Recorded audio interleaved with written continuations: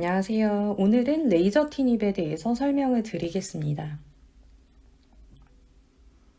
레이저 티닙의 상품명, 회사에서 붙여준 약의 이름은 렉라자입니다. 그래서 렉라자는 80ml 단일 용량으로 되어 있습니다. 이 약의 국내 허가 적응증 같은 경우는 EGF와 엑손 19가 결손된 혹은 엑손 21이 치환변이 된 국소진행성 전이성 비소세포 폐암 환자 1차 치료로 허가가 되었고요. 또 두 번째로는 이전에 EGFR TKR을 치료받은 적이 있는 EGFR T790 변이 양성인 국소진행성 또는 전이성 비소세포 환자의 치료로서 1차, 2차 치료의 허가 적응증이 조금 다르다라고 알고 계시면 좋을 것 같습니다. 레이저 티닙의 용법 용량은 허가 적응증과 상관없이 모두 다 똑같습니다. 그래서 이 약은 하루에 한 번 240ml, 80ml 세정을 한꺼번에 이렇게 드시도록 추천을 드리고 있고요. 매일 동일한 시간에 식사와 상관없이 공복이어도 되고 식사 후, 식후여도 상관없고요. 다만 매일 똑같은 컨디션 하에서 드셔야겠죠. 매일 공복이면 매일 공복, 매일 식후면 매일 식후 이런 식으로 지정을 해주셔야 되고 물과 함께 드신다. 그리고 경구 항암제는 이렇게 먹는 항암제는 주사 항암제하고 다르게 내가 챙겨서 환자분이 챙겨서 드셔야 되잖아요. 그래서 꼭 알람 맞춰 놓으시고 맞춰놓고 드시고요. 이제 이런 먹는 항암제 드시는 분들이 환자분들이 가끔 질문을 하세요. 이 약은 아침에 먹는 게 좋아요? 점심이 좋아요? 저녁이 좋아요, 선생님? 근데 이런 것들이 있다면 반드시 추천을 드려요. 저녁에 드세요, 뭐 자기 전에 드세요, 이런 식으로 말씀을 드리는데 그런 약이 아니니까 내가 편한 시간에 먹는다 라고 생각을 해주시면 되고요. 예를 들어 내가 아침에 혈압약도 있고 당뇨약도 있고 너무 먹는 약이 많아서 복잡해요. 난 저녁에 먹고 싶고요 하면 이제 저녁으로 동일한 시간 알람 맞춰 놓고 드시면 된다 생각해 주시면 될 것 같습니다. 그리고 이렇게 먹는 경구 항암제는 복용을 잊었을 때 어떻게 해야 되냐 대처 방법을 꼭 잘 아셔야 돼요. 물론 이런 경우가 없어야 돼요. 복용을 잊으면 안 되죠. 항암제니까. 하지만 사람이다 보니까 이제 깜빡한다거나 늦게 생각나는 경우가 있어요. 그러면 어떻게 해야 될까? 이제 염려가 되실 수 있는데 이 렉라자 회사 유한양행에서 이제 식약처 허가사항에 다음과 같이 기록을 해 주셨어요. 그래서 이 약의 복용을 누락한 경우 다음 투여까지 12시간 이상이 남았으면 즉시 복용한다. 그래서 이게 무슨 말이냐 어려우실 수 있어서 제가 그림으로 표현해 봤는데요. 예를 들어서 이 약을 제가 아침 7시에 먹는다고 가정을 해볼게요. 그래서 오늘도 아침 7시. 그러면 내일도 아침 7시겠죠. 그러면 이 약은 하루 한 번 먹는 거니까 24시간에 한 번씩 먹는 건데 이제 24시간 기준으로 해서 반절은 12시간이네요. 저녁 7시. 그래서 저녁 7시 전에 생각이 나면은 이제 12시간이 지나기 전에 생각이 난 거예요. 빨리 생각나는 거예요. 그래서 이때는 빨리 해당돼요. 빨리 생각나면 이때 렉라자를 먹어요. 렉라자를 복용을 해요. 근데 저녁이 7시 넘어서 생각이 났다라고 한다면 너무 늦게 생각난 거예요. 이때는 늦게. 이때는 건너뛰어요. 렉라자를 못 먹어요. 그리고 우리가 중요한 건 빨리 생각나서 렉라자를 먹었든 늦게 생각나서 렉라자를 못 먹었든 그 다음날 약은 원래 제 시간에 먹는 거예요. 우리가 이때 빨리 생각나서 먹었다고 해서 이렇게 미루는 게 아니에요. 빨리 생각나서 먹었다고 해도 다음날 약은 아침 7시에 먹는 게 원칙이에요. 그리고 언제든 간에 2회분의 항암제 용량을 먹는 것은 절대 추천드리지 않아요.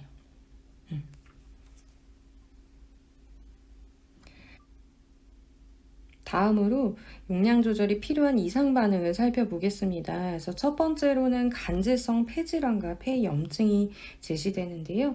이 간질이게 폐포와 폐포 사이의 조직을 의미해요. 그래서 이 폐 간질에서 나타난 질환 같은 거를 간질성 폐질환이라고 통틀어서 얘기를 하고요. 두 번째 QTC 연장과 좌심실 박출류 감소는 심장하고 관련이 있다고 보시면 돼요. QTC 연장이 있을 경우에 빈맥 확률이 올라가고요. 또 급사할 확률도 올라갈 수 있어요.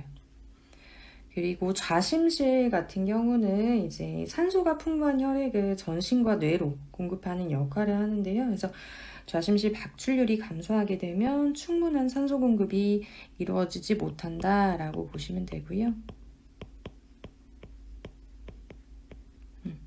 세 번째 설사.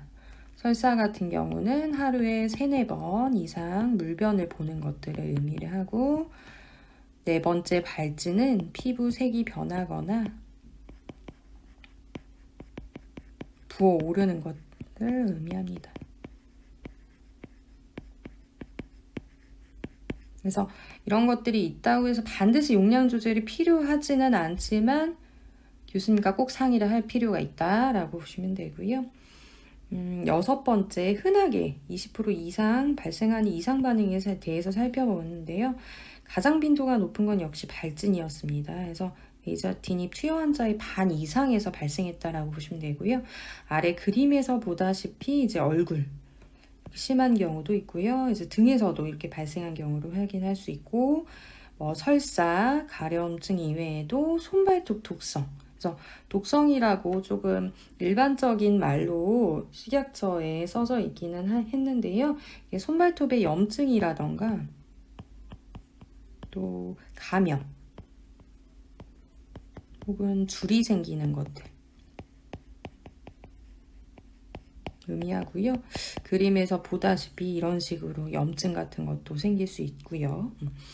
그리고 마지막인 지각 이상, 이것도 식약처 허가를 그대로 따오긴 했는데 이 실제 의미를 해석을 해보면 이제 따끔하다거나 욱신하는 걸 얘기해요. 그리고 또 이제 바늘로 찌르는 것 같은, 찌르는 듯한 저린다는 느낌? 이런 것들을 의미하고, 그래서 설사, 발진, 가려움증, 손발톱 독성, 지각 이상이 이제 흔한 이상 반응이다라고 고려하시면 될 것 같습니다. 앞서 살펴봤던 부작용을 예방하기 위한 방법, 또 나타나더라도 잘 지나가기 위한 방법에 대해서 살펴보도록 할게요. 그래서 첫 번째, 간질성 폐질환은 우리가 평상시보다 더 숨이 차진 않는지, 또 가래가 있는 기침보다 마른 기침이 흔한지 아닌지는 꼭 잘 살펴보셔야 돼요.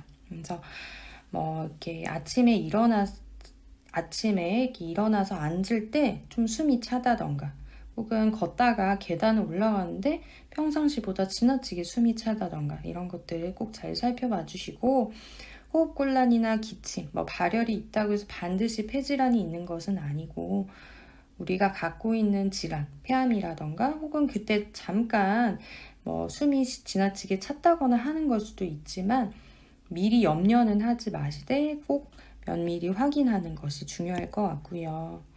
두 번째로는 QTC 연장이나 좌심실 박출률 감소, 심장하고 관련된 거였는데요. 이건 복용하는 약에 대해서 의료진에게 꼭 잘 알리셔야 돼요.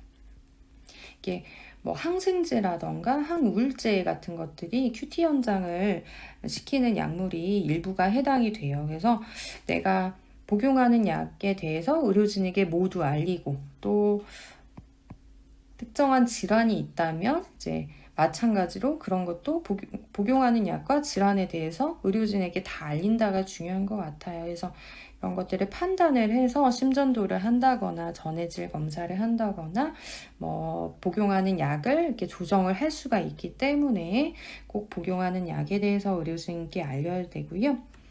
또 설사, 세 번째 설사는 제가 하루에 3-4번 이상 물변을 보는 거라고 했죠. 그래서 설사 시에는 어떻게 하라라고 멘트가 나와 있는데요. 굉장히 일반적인 멘트라고 생각하실 수 있는데 국가암정보센터에서 권고된 말이에요. 그래서 충분하게 수분 섭취를 하고 식사는 소량씩 자주 하고, 맵고 기름진 음식은 피하고, 찬 음식보다는 실온온도의 음식을 섭취한다. 추천을 드리고 있고요. 보통은 이제 설사 빈도가 높은 이렇게 항암제가 처방이 되면 필요할 때 드세요, 설사날 때 드세요 하는 지사제를 처방을 해주세요. 그래서 이 로페라마이드라고 하는 그 용량 2ml짜리가 보통 처방이 되는데요. 이게 병원 처방이 없으면 약국에서도 구입이 가능하세요.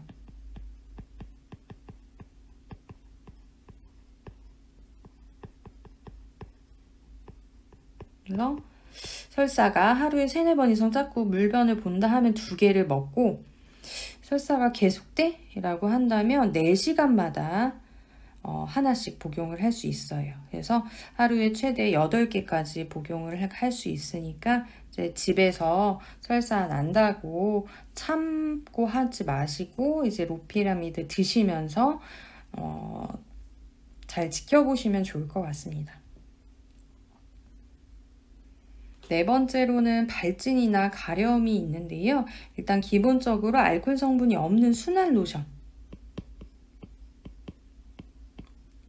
알코올 자체가 나쁘다라기보다 알코올이 휘발하면서 피부가 더 많이 건조하고 자극이 될 수 있어요. 그래서 알코올이 없는 순한 로션을 사용해 주시고, 발진이나 가려움이 있다라고 한다면 이제 긁거나 문지르시지 마시고, 또 면으로 된 옷 느슨하게 입으시는 것들 추천을 드리고요. 가려움이 있을 때, 증상이 있을 때 드세요 하는 약들을 또 처방을 해주세요. 이때 쓰는 약이 보통 독시사이클린 100ml랑 미노사이클린 50ml예요. 그래서 독시사이클린은 하루에 1-2번 이제 100ml 한 캡 드시도록 추천을 드리고 있고요. 미노사이클린은 하루에 2번, 2캡슐, 2캡슐이니까 동일하게 100ml네요. 이렇게 증상이 있을 때 혹은 병원에 따라서는 예방으로 드시라고 추천해 주시기도 하거든요. 그래서 이런 약이 있다면 병원 안내에 따라 복용한다.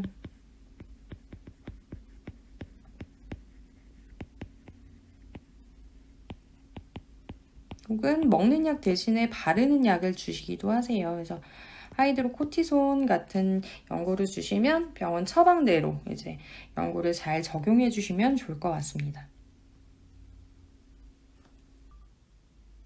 마지막으로 약물 상호작용에 대해 말씀드리고 마치려고 합니다. 이 레이저티닙을 복용하는 환자분들이 복용하시는 모든 약에 대해서 의료진에게 꼭 알리셔야 돼요.